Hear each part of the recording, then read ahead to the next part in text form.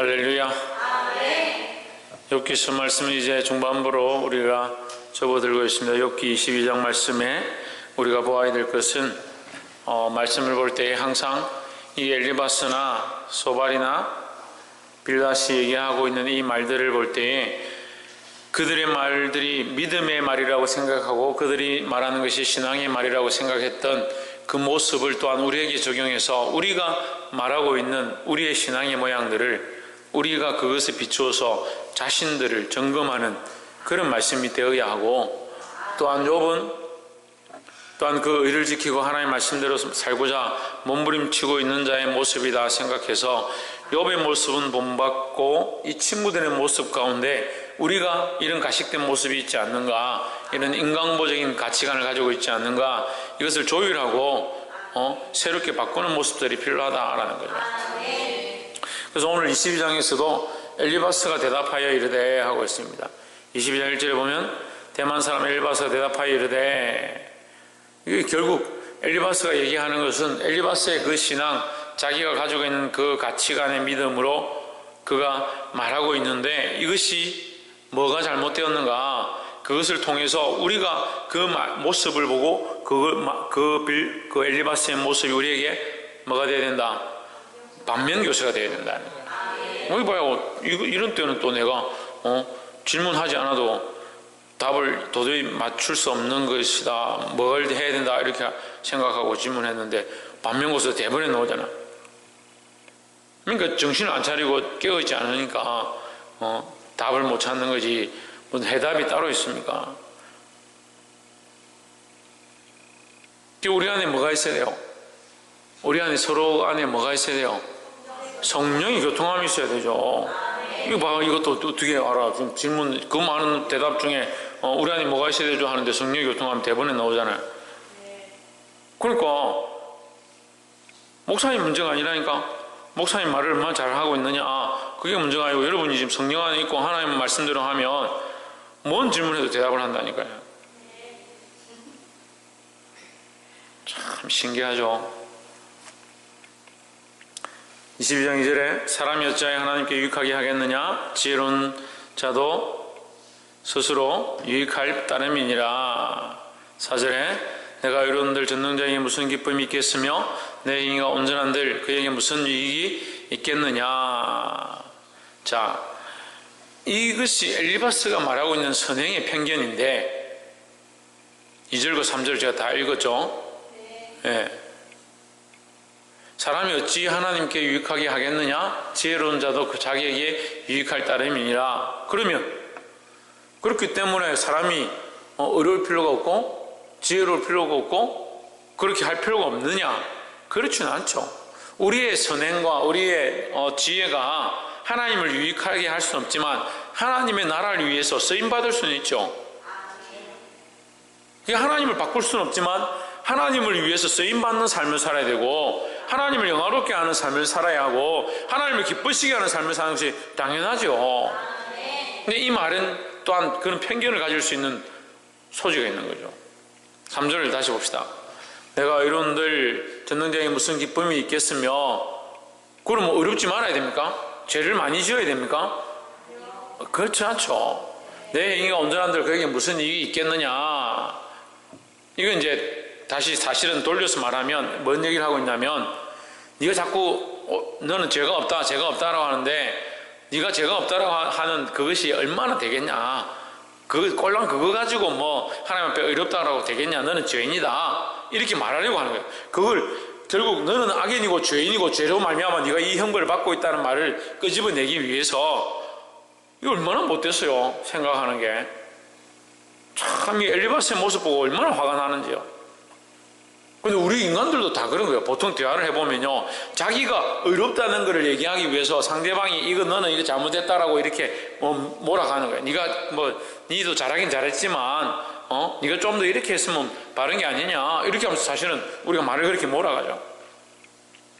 엘리바스도 그렇게 하는 거예요. 욥에게 욥이 당한 처지와 상황과 이 고통을 위로할 생각은 하지 않고 네가 당한 이 고통이 결국 너의 악행으로 너의 죄로 말미암은 것이다 그렇게 말하니까 욥이 나는 죄가 없다, 나는 하나님 앞에 이렇게 형벌 받을 만한 죄가 없다. 내가 죄가 있다면 너희는 왜 멀쩡하냐? 이제 내가 죄로 말미암아 이런 형벌 받는다면 너희는 나보다 얼마나 의롭기 때문에 이렇게 하느냐라는 식으로 욥이 반문을 하니까 엘리바스가 이제 말을 살짝 돌려가지고 욥이 의롭다는 걸 살짝 인정해 주는 것처럼 하면서 네가 의롭긴 의로운데 그렇다 해봤자 그게 하나님께 얼마나 되겠느냐? 네가 지혜롭다고 하지만 지혜로워봤자 그게 하나님께 얼마나 되겠냐? 그러니까 네가 의로운 거냐? 네가 지혜로운 거나 그래봤자 그게 하나님 앞에 무슨 기쁨이 되겠으며 내 행위가 온전한들 그게 무슨 이익이 되겠느냐? 그거 하나님 앞에 아무것도 아니다.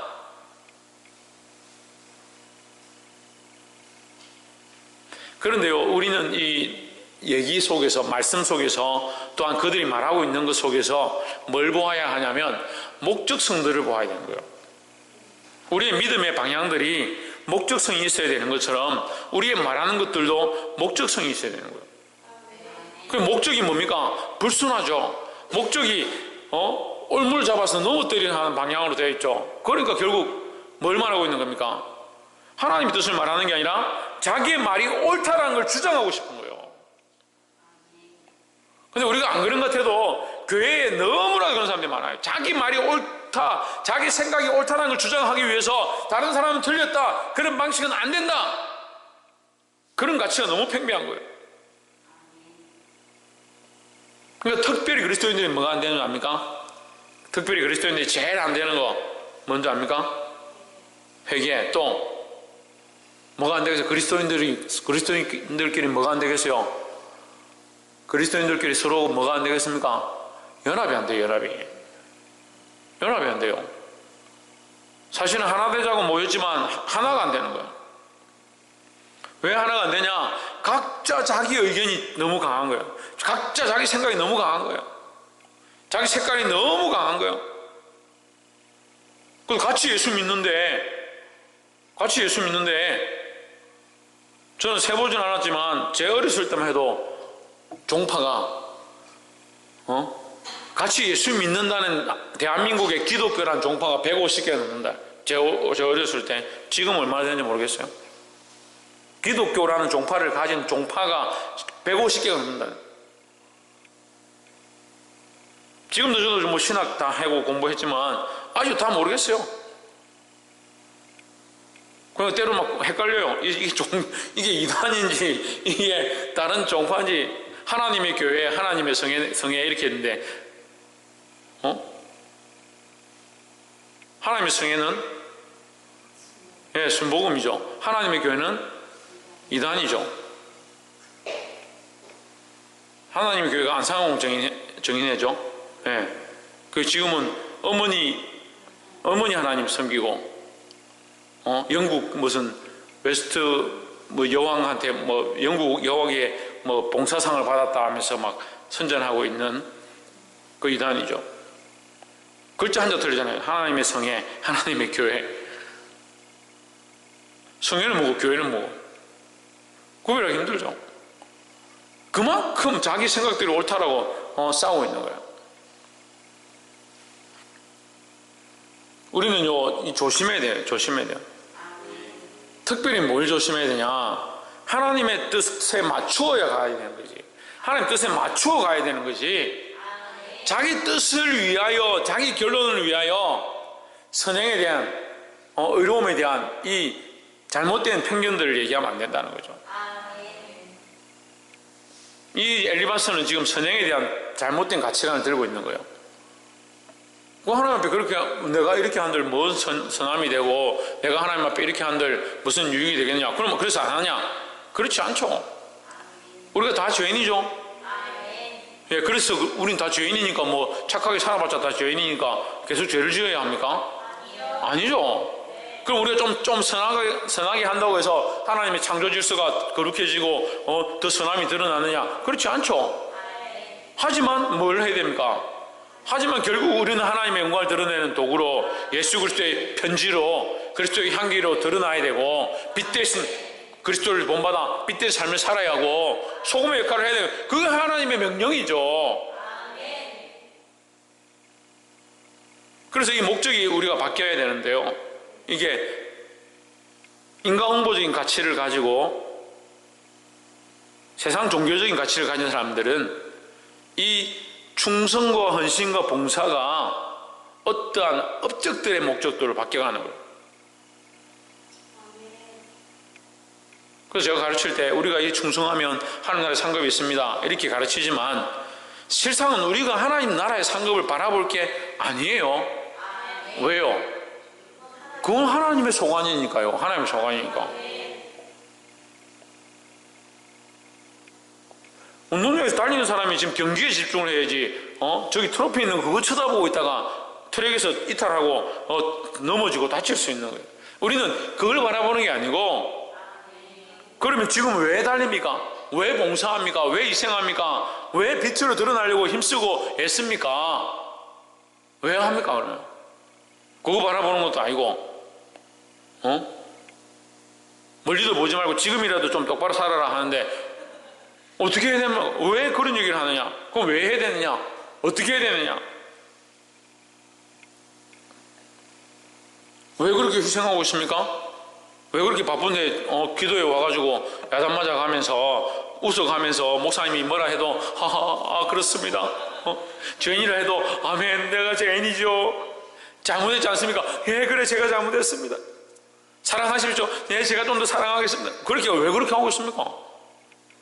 왜 그렇게 하고 있는데요? 신성경 왜 그렇게 하고 있는데요?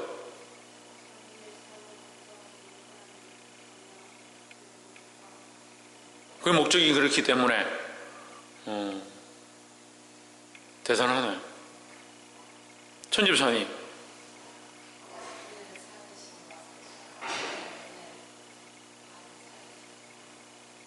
하나님의 은혜를 받은 자이기 때문에 그렇죠. 우리가 지금 사는 목적이요 지금 사는 목적이 선행에 대한 목적도 아니고 죄악에 대한 목적도 아니에요. 그러니까 자꾸 어떻게 됩니까? 우리가 지금 현실에 대한 소망, 현실에 대한 가치관, 현실에 있는 문제 이걸 보니까 이미 우리에게 주신 하나님의 은혜를 잊어버리는 거예요. 우리는 다 죄인이었다고요? 죄인인 것에 대한 에베소서 말씀 뭐예요? 우리는 이미 죽었다는 거예요. 죽었다는 거예요. 죽은 우리를 어떻게 했다? 살리셨죠. 하나님의 은혜로 살리셨죠. 죽은 걸 살린 것보다 더 큰 은혜가 어디 있습니까? 더 큰 은혜 있으면 얘기 좀 해봐요. 죽은 걸 살린 것보다 더 큰 은혜가 있으면 얘기해봐요. 죽은 걸 살렸다니까요? 그럼 우리가 지금 살아있는 이 생명은 어떻게 얻은 거예요? 하나님의 은혜로 얻은 거잖아요. 그런데 이 생명을 가지고 전에 죽었던 그 성향과 죽었던 습성들과 죽었던 죄악의 모양들을 다시 끌고 와서 지금 새로운 생명을 얻은 데에다가 거기에다 대입시켜서 그렇게 살아간다면 이거 얼마나 잘못하고 있는 거냐. 죽었다니까요. 죄로 말미암아 죽었다니까요. 죽을 수밖에 없었고 지옥의 백성이었다니까요. 이걸 살려가지고 하나님 백성 되게 했는데 그럼 이제는 우리는 왜 사느냐? 하나님의 은혜 때문에 사는 게 돼야 되죠. 뭘 주기 때문에 사는 게 아니고 그것 또한 부수적인 부가적인 목적들이 될 수 있지만 그게 주목적이 아니죠. 하나님께서 지금 살려주신 목적, 살려주신 이유, 살게 된 것이 하나님의 은혜인 줄 안다면 지금 살아가는 목적은 하나님의 은혜 때문에 은혜의 감격에서 은혜 때문에 감사해서 예배할 수밖에 없고 찬양할 수밖에 없고 기도할 수밖에 없고 그 봉사할 수밖에 없고 그렇게 하고도 하나님이 나를 살리신 거에 내가 어떻게 갖겠느냐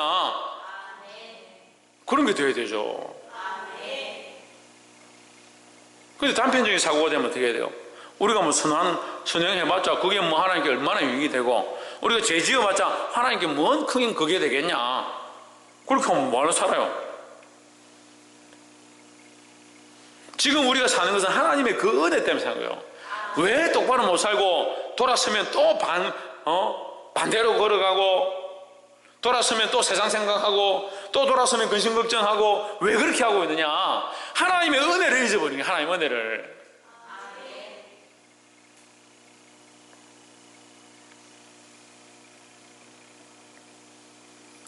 진우가 지금 집에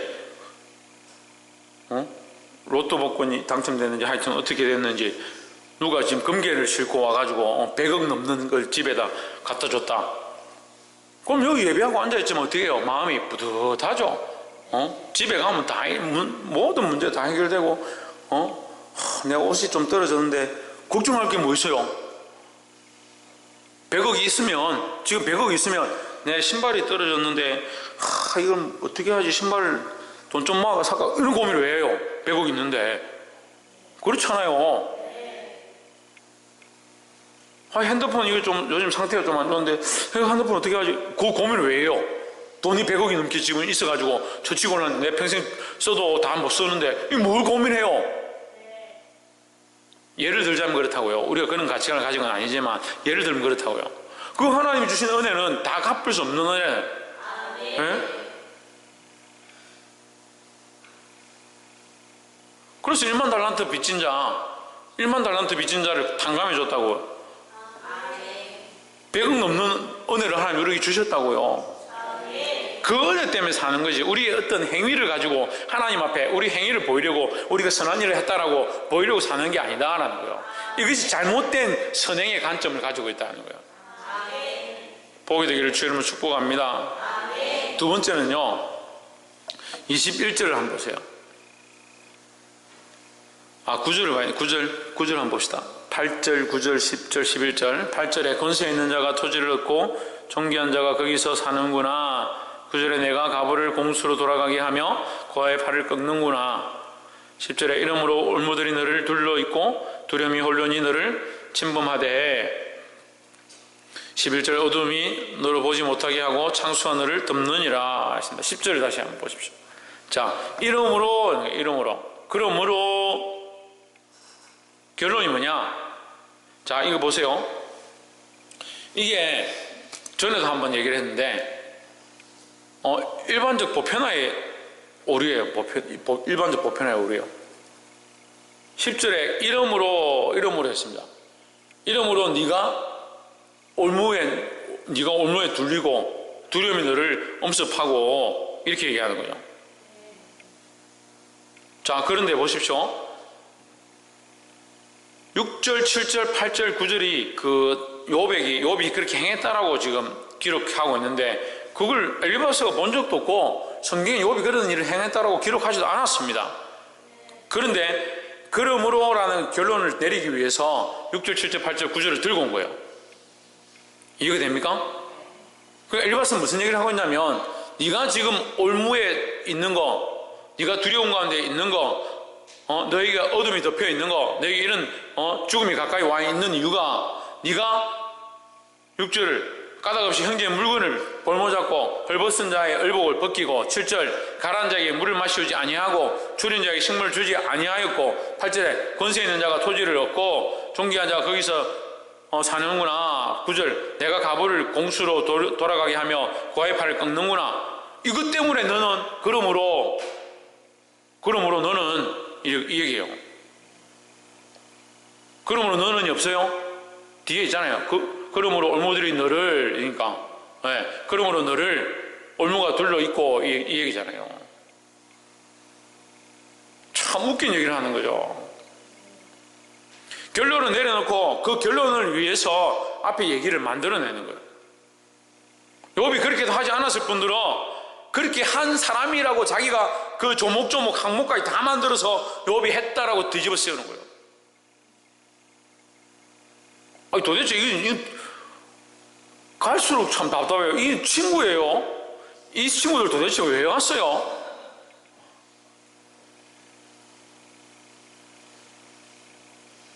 그런데 이 말씀은 어떻게 봐야 된다? 우리에게 적용해야 돼. 우리 자신에게 적용해야 되는 거예요. 근데 우리도 그런 고정관념들을 많이 가지고 있는 거예요.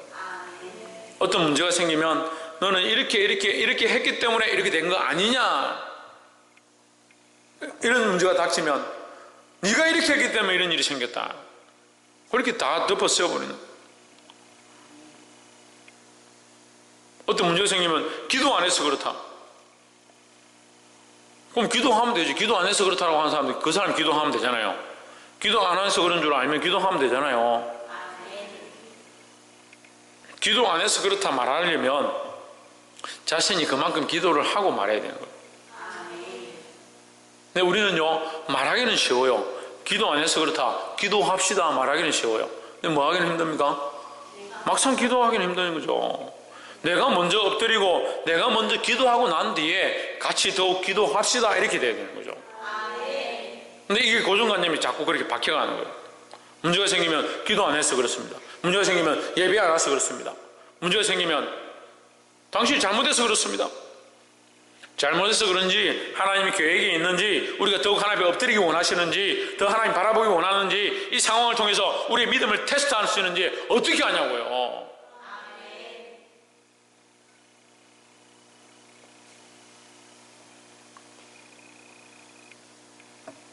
이 결과론적 사고를 버리기를 주의 이름으로 축복합니다. 옆에 사람 보십시오. 결과론적인 사고를 버립시다. 그게 좀 어려운데 우리가 사실 그런 생각들 굉장히 많이 해요. 결과론적인 사고를 가지는 거예요. 결과론적인 사고를 가지면 뭐가 없습니까? 원인이 없는 거예요. 원인이. 우리 원인과 관점 어디에 있어야 합니까? 하나님께 있어야 되죠. 그러니까 우리는 결과론적인 사고가 안 되는 거예요. 원인론적인 사고가 되는 거예요. 왜?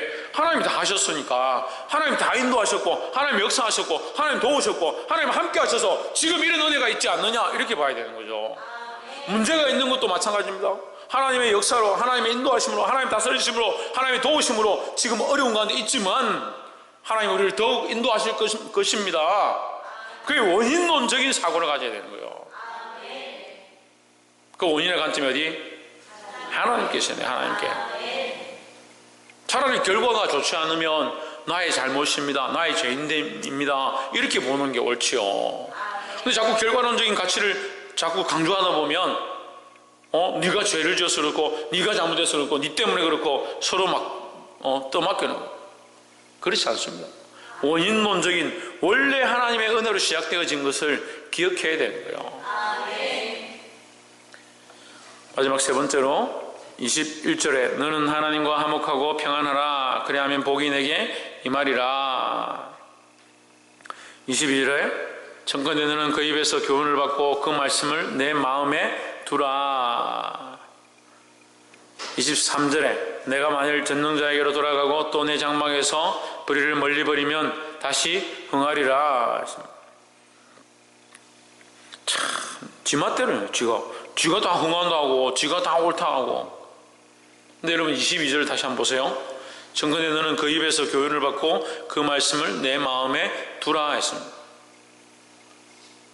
이게 무슨 얘기를 하냐면 말씀에 대한 얘기를 하는 거예요. 말씀에 대한 얘기를. 우리가요 말씀을 너무 많이 알아요. 때로는요 말씀을 너무 많이 드러내요.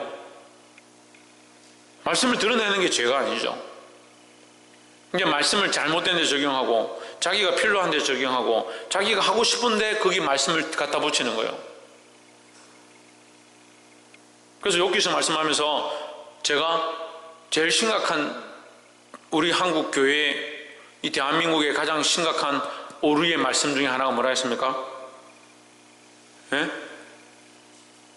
기억이 안 나요? 내 시작은 미약하였으나 내 나중은 힘이 창대하리라. 그건 누가 얘기한 거예요? 여기 친구들이 얘기한 거거든요. 그게 축복의 말씀이 아니거든요. 근데 그걸 갖다가 지금 다 식당에 놔다 붙이죠. 내 시작은 미약하여서 내 나중은 힘이 창대하리라. 그거 좋은 말씀이 아니에요. 욥 네가 그렇게 해서 네 시작이 미약했는데 네가 지금 다시 회개하면 창대할 것이다. 지금 그 얘기 해주고 있는 거잖아. 욥 친구들이 욥이 너 죄인이다. 네가 잘못했기 때문에 이렇게 지금 망해가고 있는 건데 네 지금이라도 회개하면 네 시작은 미약하지만 네가 회개해서 돌이키고 네 죄를 인정하면 하나님께서 너를 창대케 하실 것이다. 이렇게 지금 얘기하는 거잖아요. 그게 무슨 축복이에요. 욥이 어려운 길을 가고 하나님 말씀을 길을 가고 하나님께서 인정하시는 사람인데 근데 그걸 딱 걸어놓고 내 시작은 미약하여서 내 나중은 힘이 창대하리라 가게에다 붙여놓으면 복 받는다고. 말씀을 쓰는 게 문제가 아니라 말씀을 잘못 쓰는 게 더 심각한 문제다라는 거죠. 사단도 말씀을 너무 잘 이용한다는 거죠.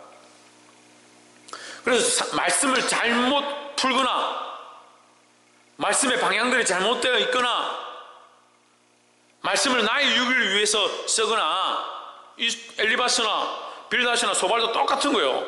말씀을 가지고 얘기하고 말씀으로 그들에게, 이 요에게 얘기하고 있지만 그들의 생각들은 어디 있습니까?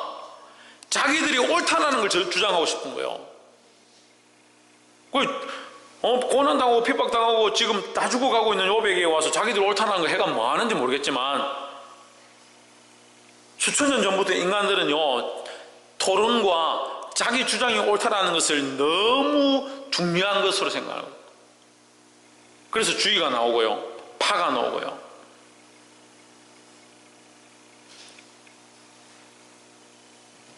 그 철학자들이 나오는 거예요. 철학자들이 길에 서가지고 막 외치죠. 왜 외칩니까? 자기 생각이 옳다는 걸 주장하려고. 우리는 뭘 주장해야 합니까?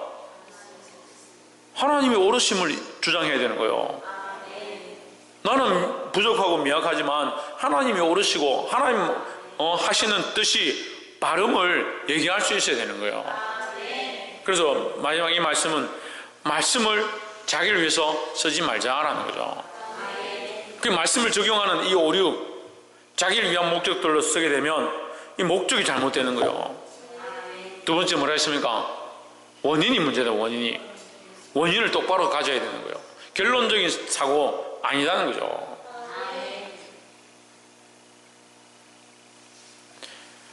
사랑하는 성도 여러분, 오늘 이 말씀을 들은 대로 이 엘리바스처럼 선행이 잘못된 가치관들을 가지고 행하지 말고, 또 결과론적인 사고, 결과가 좋아야 된다.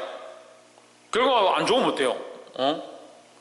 다른 물에 빠진 아이를 건져내고 살리려고 하다가 물에 빠져 죽었다 합시다. 참 결과가 안 좋네. 저 사람 도대체 무슨 죄를 지어서 저러노? 그렇게 봐야 되는 거예요? 그리스도인들이 그런 데 들어가야 돼요. 물에 빠져 죽는 아이 살리고 불에 타는 집에 들어가서 영혼 한 사람이라도 살려보려고 몸을 치다 그리스도인들이 죽었다. 굶어 죽어가는 아이들 살리려고 자기가 굶다가 죽었다. 그리스도인들이 그런 소리를 들어야 되지. 자기는 악자까지 살려고 하고 다른 사람들 불에 집어넣고. 딱 바리새인들이, 서기관들이 어떻게 합니까? 자기도 소경인데 다른 사람들이 하고 끌고 가고 똑같이 명하게 하고 배나 지옥 백성 만들어버리고. 참 대단한 실력들을 가졌어요. 결과론적인 사고가 아니라 하나님 원인, 하나님으로 말미암아 되어졌다는 가치관을 항상 가져야 돼요. 마지막 세 번째로 말씀을 잘못 적용하는 오류를 버려야 된다는 거예요. 그리고 자기 목적을 위한 말씀은 필요 없는 거예요. 자기가 옳다라는 걸 주장하기 위해서 말씀을 써도 되지 않고 자기를 위해서 말씀을 갖다가 붙이는 것이 아니다. 결국 하나님의 영광 드러나야 되고 다른 영혼들을 불쌍히 여기는 그런 방향들로 말씀을 써야 되는 거예요. 보게 되기를 주의 이름으로 축복합니다. 기도하겠습니다.